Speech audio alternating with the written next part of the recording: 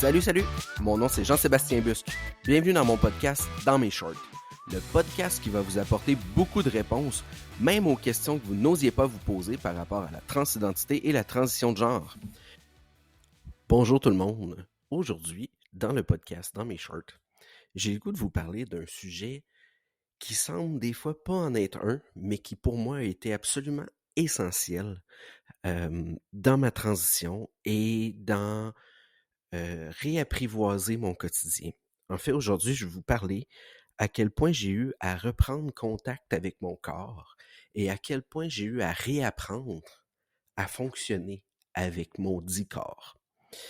En fait, ce sujet-là, il semble tellement simple que j'étais pas certain de vous en parler.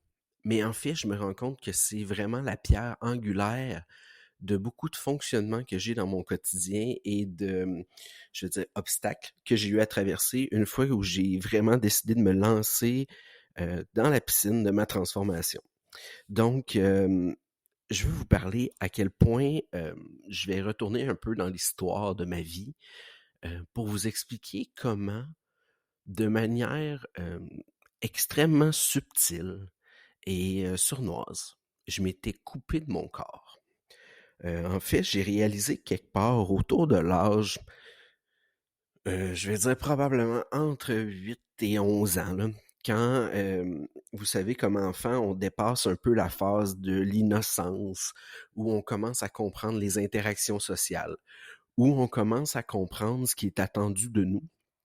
Eh bien, dans ces âges-là, c'est comme si à un stade, j'ai eu un jour à me positionner et à réaliser que j'étais pas dans le bon corps, que mes instincts correspondaient pas à ce qui était attendu de moi. Donc, pour ma survie, ce que j'ai choisi de faire, c'est de me couper, littéralement, d'à peu près tous les ressentis de mon corps. Donc, dans le fond, là, j'ai vraiment inconsciemment choisi de rentrer dans la boîte identifiée fille. Dans la boîte fille, il y a tout l'apprentissage social, tout l'apprentissage... j'ai pas un nom exact, mais je vais l'appeler corporel, qui vient avec le fait d'être une femme. Donc, je vais dire tout ce qui est la gestion féminine. Et là, pensez à ces âges-là, là, sans nécessairement se propulser dans la ménopause, puis l'adolescence, puis les hormones, mais juste à quel point, si je pense aujourd'hui à ma fille qui approche cette période d'âge-là de 8 ans, à quel point, comme enfant, on apprend à définir nos groupes d'amis, on apprend à définir nos goûts. Est-ce que j'aime encore les poupées, les Barbies? Moi, j'étais fanatique, mais fanatique fini de sport. En fait, pour moi, mon idole, puis là, je vais trahir mon âge, c'était Patrick Roy, c'était les Mario Lemieux.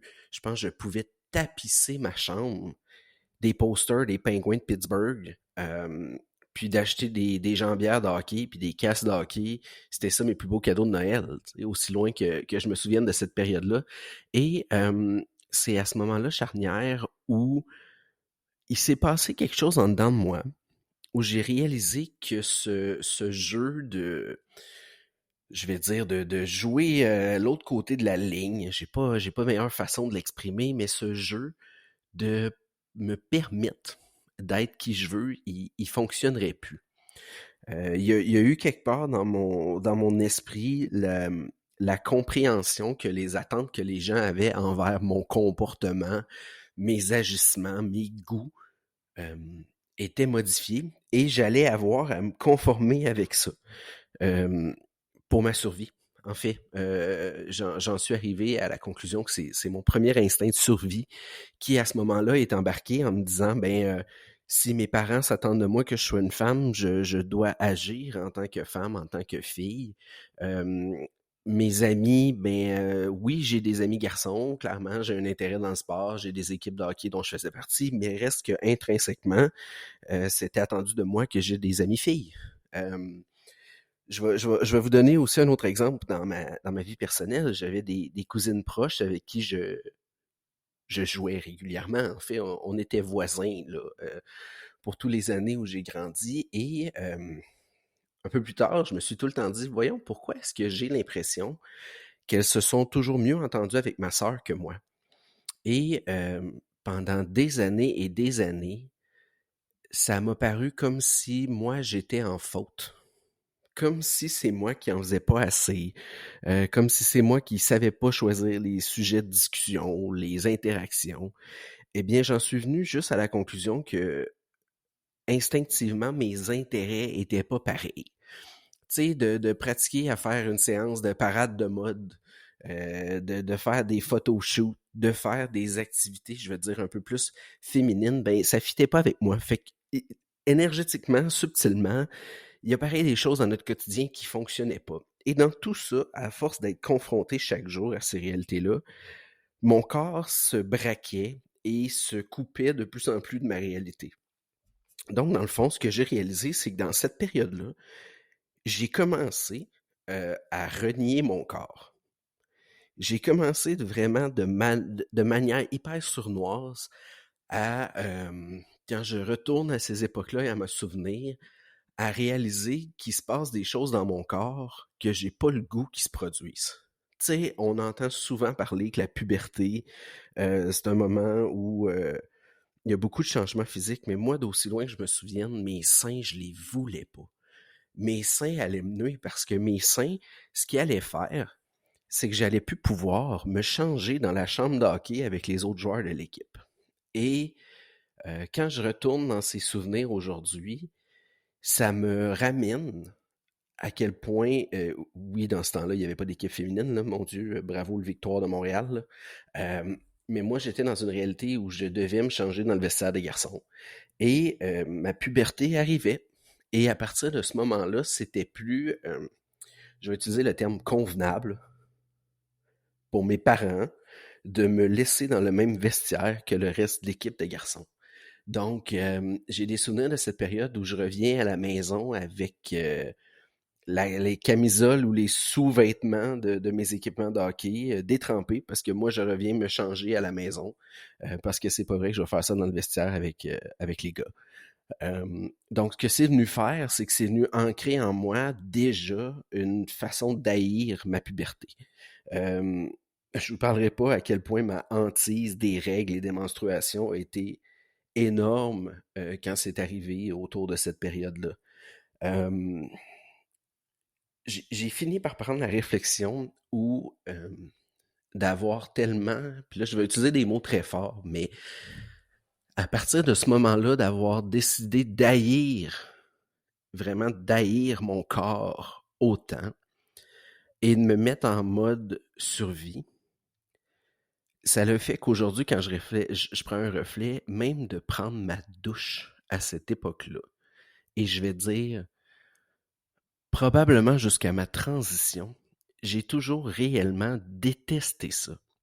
On dirait que j'essayais de ne pas en faire un cas ou de pas de passer outre, mais juste d'être dans la douche ou d'être nu dans une réflexion d'un miroir ou même en fait passer habillé devant un miroir était pour moi une activité extrêmement difficile. Euh, C'était comme un constant reflet qu'il y avait quelque chose qui fonctionnait pas en moi. Puis, comme je vous disais dans d'autres épisodes, même si ça a été très très tard dans ma vie pour que je me rende compte que j'étais pas dans le bon corps, c'est comme si il y avait toujours une distance, j'avais un constant malaise, j'avais juste aucun mot pour l'exprimer et pour mettre sur ces sentiments-là. Et ce malaise-là était tellement énorme que je voulais rien savoir de ce qui était de voir mon corps, justement d'aller dans une douche. Je me suis rendu compte tout ce qui est l'activité physique, je m'y suis énormément coupé parce que c'est devenu une quasi-façon pour moi de me punir, en fait. C'était une façon pour moi de m'éloigner à 100% de ce que j'aimais vraiment, puis que je réalisais dans ma tête d'enfant que je pourrais plus faire. J'avais plus le droit d'aimer ce que j'aurais aimé. Et aujourd'hui, je me rends compte que j'aurais été du type dans le hockey, ligue de garage,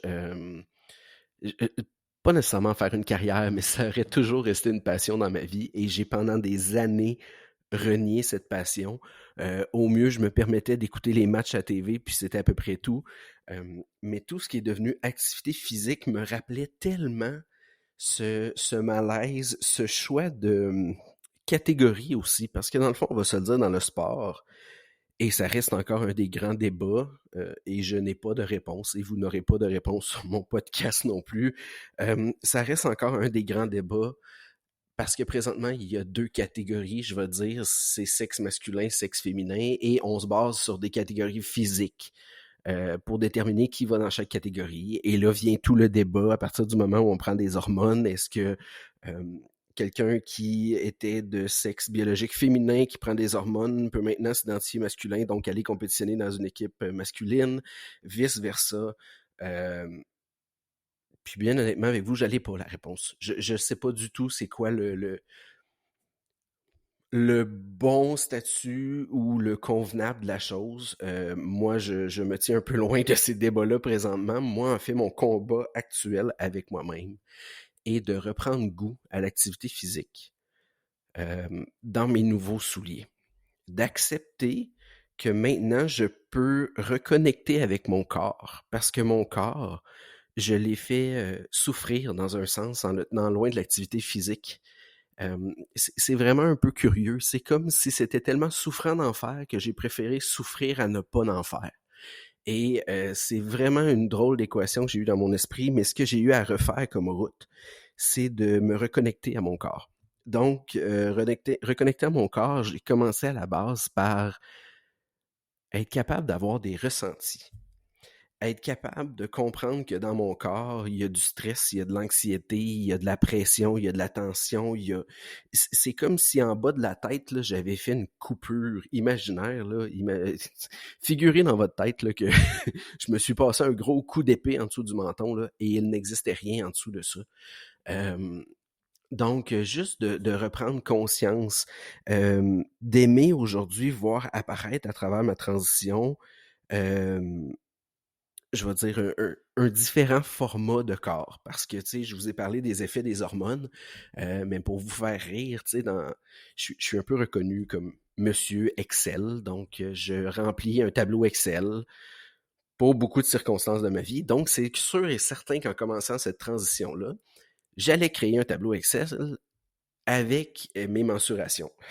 Donc, j'allais inévitablement, et là, mes amis pourraient un peu se foutre de ma gueule présentement, mais j'allais inévitablement faire un tableau de voir ma progression et voir qu'est-ce qui changeait sur moi. Parce qu'il y a un petit mélange de côté scientifique puis côté historien en moi qui voulait voir qu'est-ce qu'allait faire la testostérone sur mon corps physique. Et à ma plus grande surprise, dans les premières semaines, on a essayé de comprendre où est passé mon gras de genou. Parce que je vous explique, avec la prise d'hormones, une des premières choses qu'on entend, c'est qu'il y a une répartition du gras qui va être différente sur le corps. Si vous avez déjà remarqué un peu, je vais prendre l'exemple de ma charmante bédaine. En tant que femme, des fois, on en a beaucoup plus sur les flancs, sur la culotte de cheval. Les hommes vont en avoir moins autour des hanches, mais beaucoup plus la bédaine de bière qui se présente à l'avant ou le nombril. Là. Vous devez figurer de quoi je vous parle. Bref, j'étais curieux de savoir où allait se promener mon gras. Parce que oui, je suis un modèle bâti qui a du gras. Et à notre surprise, j'en ai perdu aux genoux, j'en ai perdu dans les mollets, j'ai des hanches qui ont fondu. Mais oui, la bédaine un peu plus de bière est apparue. T'sais, au niveau de l'estomac et du foie, il est arrivé plus de rembourrage que ce que j'avais. Donc, dans cette partie, réapprivoiser mon corps, il y a eu cette section-là de me permettre d'embrasser ces changements-là, de les accueillir. Et en voyant petit à petit apparaître, je vais dire, ma nouvelle silhouette, soudainement, j'étais de plus en plus en mesure de me regarder dans le miroir. Tu sais, vous savez, accompagné de la barbe au visage, des traits du visage qui aussi ont changé, la répartition de gras a là aussi fait son effet, mes belles bajoux ont un peu changé d'endroit. Ça a fait en sorte que j'étais tranquillement capable de me regarder, de m'apprécier pour qui j'étais. Et, euh, et dans ces moments-là, vous m'excuserez, l'émotion monte, mais dans ces moments-là, autant la joie qui arrivait en moi de réaliser qu'enfin je me trouvais beau, qu'enfin j'étais capable de m'aimer, et arrivait en même temps la vague de tristesse. La vague qui me faisait réaliser à quel point j'avais passé des années à m'haïr, à m'auto-détruire, par en dedans, seul, par la réalisation que je pouvais pas aimer le corps dans lequel je me trouvais. Et j'essaie de mettre les plus beaux mots et les justes mots sur le sentiment que j'essaie de vous expliquer, mais c'est comme de réaliser que j'ai passé ma vie dans une enveloppe qui n'était pas du tout la mienne. Et que là, enfin, au fil du temps que mon corps, qui est en fait mon même corps, mais que je suis en train de modifier, fait tellement de différence en moi. Ça fait en fait toute la différence de réaliser que c'est en quelque sorte arrivé enfin chez moi. C'est comme de revenir d'un voyage stressant dans lequel j'étais même pas au courant que j'étais embarqué dans l'avion à quelque part dans ma jeunesse. Et là, j'atterrissais puis je faisais « Ah, je reviens chez nous ». Et de naviguer ces deux émotions-là, entre la joie du « Oh mon Dieu, je m'aime donc bien » et je commence à me trouver cute. Et ça, c'est toute une histoire. Mais aussi, mon Dieu, que j'ai été le premier à me cochonner, à moi-même me poignarder. Dans mon cas, à tellement négliger ma santé, mon physique, mon apparence, pour m'auto-punir en quelque sorte. Et je peux pas parler ici pour tout le monde qui choisit de faire sa transition. Ce que je vous raconte, c'est mon histoire et ma perspective très intime. Mais ce que j'ai réalisé, c'est à quel point j'avais décidé d'haïr ce corps-là. Et à quel point je me surprends à, à aimer ça, avoir un corps maintenant. C'est comme... c'est tellement complexe de vous expliquer qu'est-ce que ça fait comme feeling, mais grosso modo, je réapprivoise chacun des morceaux de mon corps. Et un des, un des trucs dont on rit beaucoup à la maison, c'est la popularité de mon poil de chest, en bon français. J'ai réalisé à quel point moi j'aime ça, voir ma poitrine avec du duvet. À quel point même ma femme et ma fille ils ont appris à trouver ça drôle et à trouver ça beau sur moi. Parce que je vous expliquerai plus tard dans certains épisodes les épopées de chirurgie, mais bon, pour faire une petite aparté courte, quand vient le temps d'aller faire une mastectomie, il faut raser. Et oui, il faut raser toute la section autour des seins, donc j'avais je veux dire, un beau bronzage de poils dans lequel on a eu à passer un beau petit coup de tondeuse. Pendant l'espace de quelques semaines, j'ai eu de l'air d'une belle napolitaine. Donc, entre du bronzage, du poil, puis du à blanc rasé, je vous cacherai pas que j'ai fait des méchantes belles photos et si ma fille me voyait approcher, j'avais le droit à un « Urk, t'es vraiment laite ». Écoute, bien senti, avec toute honnêteté et tout l'amour que peut avoir ma 8 ans envers moi. Donc, ça fait partie des épopées, mais c'est quelque chose que j'ai appris à aimer dans mon corps. J'ai appris à regarder mes jambes, puis faire « Oh, soudainement, ils ont l'allure plus masculine et me correspondent et je les aime. » D'apprendre à réactiver tout ça en moi pour l'apprécier. Parce que dans le fond, dans le fait de me couper de mon corps, il est arrivé aussi quelque chose dans ma vie où en étant coupé, je pouvais plus ressentir, donc je ne pouvais plus savoir où étaient mes limites. Et dans le cas de mon épuisement professionnel, en fait, j'ai fait un épuisement professionnel en 2021, j'ai réalisé que ça aussi, ça en a fait partie. Parce que j'avais tellement coupé mes ressentis que c'est comme si tous les drapeaux qu'il aurait dû y avoir sur ma route pour me faire signe que mon corps n'en pouvait plus, ben moi, je les ai pas vus. Je les ai bypassés. moi, après avoir eu mon billet de médecin d'arrêt de travail, je suis arrivé chez le massothérapeute, puis lui de me dire, j'ai jamais vu quelqu'un d'aussi mal pris que ça, qu'est-ce que t'as fait là? Et 3, 4, 5, 6, 7 séances à essayer de juste, j'utilise même pas le mot détendre rendu là, mais désamorcer mon corps, désamorcer mon système nerveux. Ça a été un travail immense. Et j'en suis venu à la conclusion que c'est parce que depuis toujours, mon système nerveux était en hypervigilance, en survie dans ce mauvais corps, en survie de ne pas pouvoir exister tel que j'aurais voulu l'être, exister tel que j'étais sur la Terre, parmi tout le monde, dans le quotidien, en fait.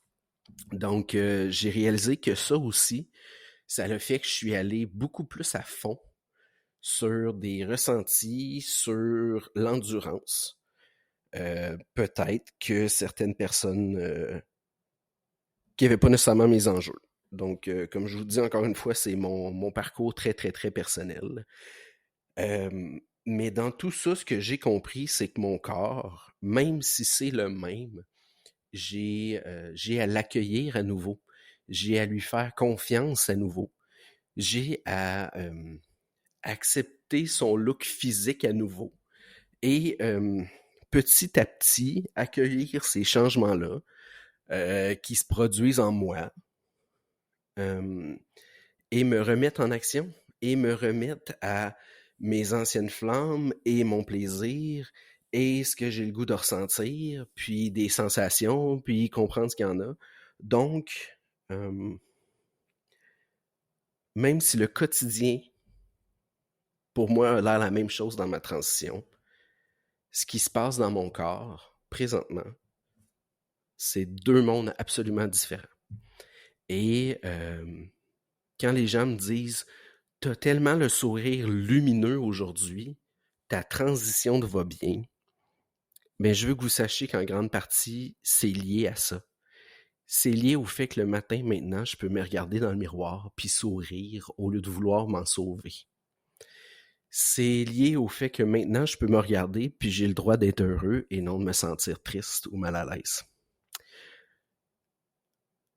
Donc, sur cette note aujourd'hui, je veux juste vous dire, si vous voyez quelqu'un qui vit une transition, même si des fois vous vous sentez mal à l'aise, je veux dire, en la présence de quelqu'un qui est en train de changer ou de modifier, juste de réaliser le courage que ça prend, de se choisir au point de faire ça, choisir de transformer son corps et choisir de s'apprécier.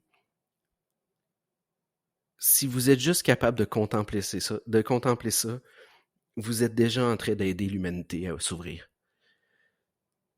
Donc, du fond de mon cœur aujourd'hui, c'était Jean-Sébastien pour la diversité. Si le cœur vous en dit, je vous invite à vous abonner à ce podcast afin de ne rien manquer des prochains épisodes à venir. Également, vous pouvez mettre 5 étoiles. Ainsi, vous m'aiderez à diffuser de plus en plus grand ce message que j'espère sortir dans le monde. Je vous remercie du fond du cœur de m'avoir écouté. Bonne journée.